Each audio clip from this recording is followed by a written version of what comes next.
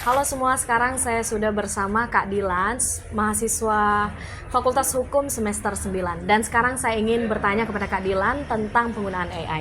Pertanyaan saya yang pertama, menurut Kak Dilan nih, apa resiko yang bisa muncul jika kita sebagai mahasiswa terlalu bergantung dengan AI dalam penugasan kita?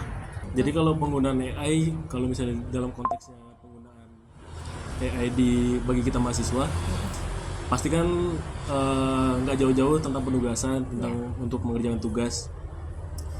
Tapi yang jadi resikonya kalau misalnya kita tetap terlalu bergantung pada AI ini, apalagi kayak seperti yang kita tahu ChatGPT itu di satu sisi dia bakal bikin mahasiswa itu jadi lebih istilahnya lebih malas karena semuanya bisa bisa selesai dalam hitungan detik. Nah, untuk mahasiswa sendiri, apalagi kita kan fakultas hukum, kemampuan analisis kita sebagai mahasiswa itu harus ditekankan kan, harus lebih dalam. Apalagi misalnya berbicara tentang hukum, yang jadi masalah nanti kemampuan kita untuk analisis itu kurang dan apa-apa menggunakan AI. Jadi kita lebih memilih yang praktis daripada harus menganalisis. Gitu. Oh, iya. Dulu kan kita sebelum ada AI ini kan istilahnya lebih ke konvensional kan. Kalau nyari jawaban dari buku, kita ngecek lagi dari jurnal. Tapi kan namanya kita mau cepat, ya kita menggunakan AI itu. Tapi ya itu efek sampingnya ketergantungan itu jadi malas, jadi kemampuan analisisnya jadi berkurang gitu. Ya, jadi kalau untuk Kak Dilan sendiri nih, platform AI apa yang biasa kakak gunakan? Yang digunakan paling-paling ya dari banyaknya platform AI ya. Yang paling mudah, yang umumnya sih biasanya ChatGPT. Tapi tetap lagi kalau misalnya ChatGPT-nya digunakan untuk kayak langsung copy paste itu menurut saya pribadi agak kurang sih, karena kan ChatGPT bisa dipakai buat referensi aja, misalnya tentang apa dia menjawab apa, oh ini bisa dijadikan sebagai referensi untuk jawaban kita, tapi harus dianalisis lagi, diolah lagi, nggak langsung ngambil belak-belakan. Iya, oke. Terus menurut Kak Dilan nih, apakah AI ini menjadi ancaman atau peluang besar bagi sistem pendidikan di Indonesia? Kalau menurut saya sendiri sih, kalau namanya teknologi ya, kita kan harus beradaptasi, karena teknologi ini nggak bisa kita ngambil satu sisi aja, pasti kan ada peluangnya dan juga ancaman. Kalau ancaman kan seperti yang saya sudah bilang tadi, bisa jadi malas, kemampuan untuk analisis secara konvensionalnya juga jadi kurang. Tapi di satu sisi juga AI ini nggak bisa dipandang sebagai hal yang negatif sepenuhnya, karena peluang untuk kedepannya bisa jadi bagus juga, asal kita tidak tergantung, karena kan namanya pendidikan pasti perlu ada kebaruan terus. Apalagi dengan kemudahan teknologi AI ini bisa membantu kita untuk istilahnya ya tadi kayak mencari referensi atau perspektif lain. Itu sih yang menurut saya bisa menjadi peluang gitu. Oke, mungkin sekian wawancara saya bersama Kak Dilan. Terima kasih semuanya. Hai semuanya, selamat pagi. Jadi di sini saya akan mewawancarai terkait penggunaan AI. Sebelumnya maaf, namanya kakaknya siapa? Nama saya Mauldan Afian Dipanggil? Wildan. Oke, jadi di sini saya akan mewawancarai kakak Wildan. Nah, kan seperti yang kita tahu kalau misalnya penggunaan AI itu marak sekali, apalagi digunakan oleh mahasiswa gitu kan ya kak. Nah, menurut kakak apa sih resiko yang muncul jika mahasiswa terlalu bergantung pada AI dalam menyelesaikan penugasan?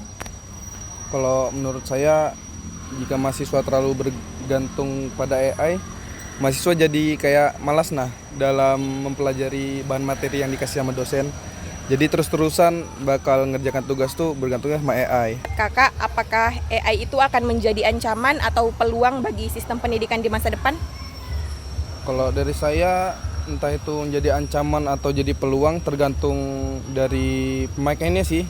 Kalau digunakan dengan bijak mungkin bisa jadi peluang, tapi kalau sampai jadi bahan ketergantungan mahasiswa bergantung pada AI itu bakal jadi ancaman. Nah, pertanyaan terakhir nih, sebutkan contoh platform AI yang sering digunakan oleh mahasiswa dalam mengerjakan tugas dan jelaskan fungsinya. Kalau biasanya sih yang dipakai itu ada ChatGPT, terus Gemini itu untuk mengerjakan tugas biasanya. Tapi ada juga yang kayak untuk parafrase parafrase bahan materi dari orang lain tuh bisa pakai Summaries AI. Terus ada juga untuk ngerangkum dari jurnal itu bisa pakai chat PDF. Itu aja sih. Oke, makasih ya Kak. Halo Kak, dengan siapa dari fakultas mana? Perkenalkan, nama aku Gresta Alia Mesudanti, aku dari Fakultas Ilmu Sosial dan Ilmu Politik, FISIP. Oke, baik. Jadi di sini saya ingin menanya nih Kak mengenai penggunaan AI di kalangan mahasiswa. Menurut Kakak, resiko yang mungkin muncul jika mahasiswa terlalu bergantung pada AI dalam penyelesaian tugas itu tuh gimana?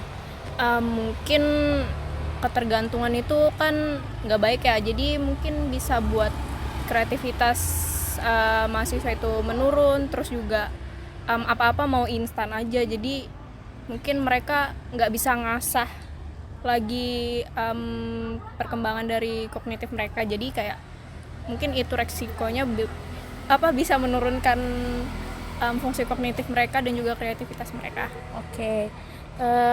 Dalam penggunaan AI Kakak mungkin bisa sebutkan menggunakan aplikasi apa atau Kalau biasanya aku pakai, mungkin aku biasa pakai ChatGPT ya, kayak pada orang umumnya. Terus juga yang lainnya kayak contoh seperti Perplexity, ada juga Gemini, ada juga sama Humata. menurut Kakak nih AI ini nih ancaman atau peluang bagi sistem pendidikan di masa depan untuk Kalau buat sistem pendidikan ya, kalau sistem pendidikan menurut aku ada dua, bisa jadi peluang, bisa jadi apa tadi? Ancaman juga, karena kalau peluang itu pasti peluang yang baik, karena kalau misalnya digunakan dengan bijak pastinya bisa jadi peluang. Kalau misalnya ancaman mungkin ya itu balik lagi kayak ketergantungan tadi, nggak baik juga kalau ketergantungan, bisa jadi orang-orang itu yang make tuh maunya serba instan aja.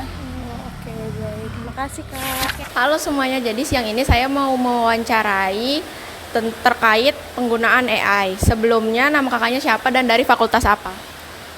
Kenalin, nama aku Andini Elga Prasika dari Fakultas Ilmu Budaya. Oke, jadi gini Kak, aku mau bertanya, menurut pendapat kakak, apa risiko yang mungkin muncul jika mahasiswa terlalu bergantung pada AI dalam menyelesaikan tugas?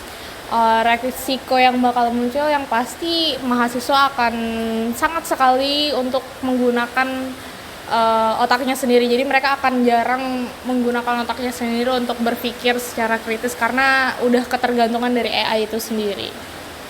Yang kedua, menurut pendapat kakak, apakah AI akan menjadi ancaman untuk peluang bagi sistem pendidikan di masa depan? Untuk ancaman sebenarnya itu tuh 50-50 gitu. Jadi dia tuh bisa jadi karena positif dan juga karena negatif. Untuk positifnya sendiri yang jelas kita bakalan terbantu banget karena adanya teknologi baru ini kan. Dan untuk negatifnya yang jelas kita bakalan ketergantungan dan akan selalu melihat bahwa jawaban AI itu selalu yang terbaik gitu. Padahal sebenarnya enggak gitu. Yang terakhir, sebutkan contoh platform AI yang sering digunakan oleh mahasiswa dalam mengerjakan tugas dan jelaskan fungsinya.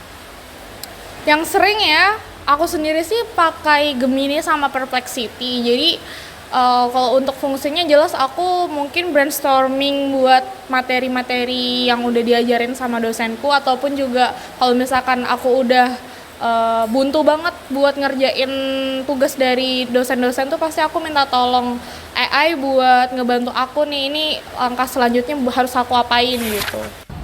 Halo, selamat sore semuanya. Sekarang saya akan mewawancarai kakaknya, siapa namanya? Iya, Nathanael. Oke, kakaknya dari fakultas apa? Ekonomi dan Bisnis, Mula Warman.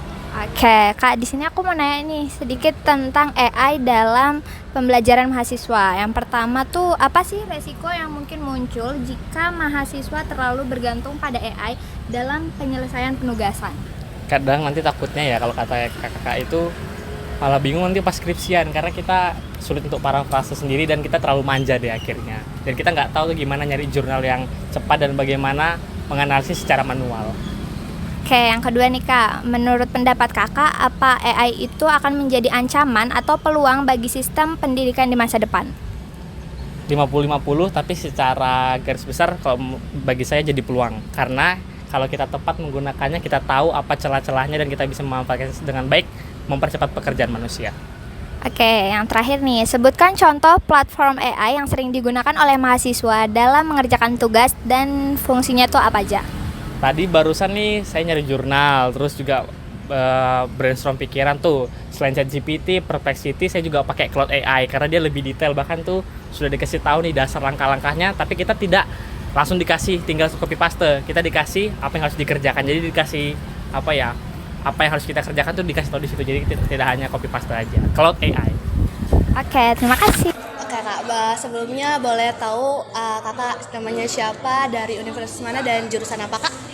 Oke, namaku Paul Vincent. Aku dari Universitas Mulia. Jurusanku Sistem Informasi. Oke, jadi aku akan bertanya kepada kakak beberapa pertanyaan yang mungkin kakak bisa jawab. Oke. Jadi yang pertama, apa resiko yang mungkin muncul jika mahasiswa terlalu bergantung pada AI dalam penyelesaian penugasan kak? Kalau untuk dibilang bergantung kepada AI, mungkin lebih cenderung ke mahasiswanya sendiri nggak dapat materi apapun yang mau dia cari, karena itu kan otomatisasi semua. Tergantung dari apa sebenarnya yang mau dia cari gitu kan. Kalau tentang teoritis doang mungkin iya bisa gitu kan. Tapi untuk penggunaannya sendiri, AI kan sebenarnya hanya untuk membantu mahasiswa gitu kan. Tapi kalau kita bergantung penuh untuk menggunakan AI, seperti kamu mencari sesuatu hal, habis itu untuk penjelasan sesuatu hal, tapi kamu tidak menjabarkannya lagi untuk apa yang kamu cari, cuman ngopi paste plug ke triplek, sama aja bote gitu kan. Sama aja kayak kamu nyari dari Google, cuman ini lebih mempermudah aja gitu. Yang kedua tuh, menurut pendapat kakak, apakah AI akan menjadi ancaman atau peluang bagi sistem pendidikan di masa yang akan datang? Kalau jadi ancaman sih kurasa enggak, tergantung dari kualitas pendidikannya juga gitu kan. Karena AI sekarang kita nggak bisa tutup mata, karena itu adalah otomatisasi yang cukup berguna, sangat berguna malahan, tapi harus dibarengin dengan pemikiran dan edukasi yang terperbarui lah gitu tentang AI ini seperti apa, teknologi ini seperti apa gitu. Karena menurut saya pribadi itu bukan ancaman, itu malah keharusan kita untuk pelajarin AI itu seperti apa. Karena kalau kita tidak bisa memanfaatkan AI terutama, malah kita kan tertinggal jauh lebih dalam lagi dibandingkan dengan negara-negara lain yang sudah mempelajari AI jauh lebih dulu. Bahkan untuk pengembangannya juga apalagi tentang hal itu gitu. Oke, selanjutnya sebutkan contoh platform AI yang sering digunakan oleh mahasiswa dalam mengerjakan tugas dan fungsinya itu untuk apa kak? Yang pertama mungkin ada ChatGPT, itu untuk biasanya mahasiswa, mungkin paling umumnya digunakan oleh mahasiswa ChatGPT untuk nanya seperti pengertian sesuatu hal, habis itu nanya tentang pendapat dan segala macam, atau nanya sebuah ide-ide dan segala macamnya, itu dari ChatGPT bisa gitu kan. Mungkin habis itu apa lagi ya, mungkin ada Sora yang baru-baru sekarang itu untuk pengeditan video dan segala macam, kadang ada diambil dari sana gitu. Karena untuk sekarang pun untuk ngedit video kan bisa lewat AI dan segala macamnya, mungkin juga bisa jadi hal baru untuk mahasiswa sih. Oke kak, makasih kak.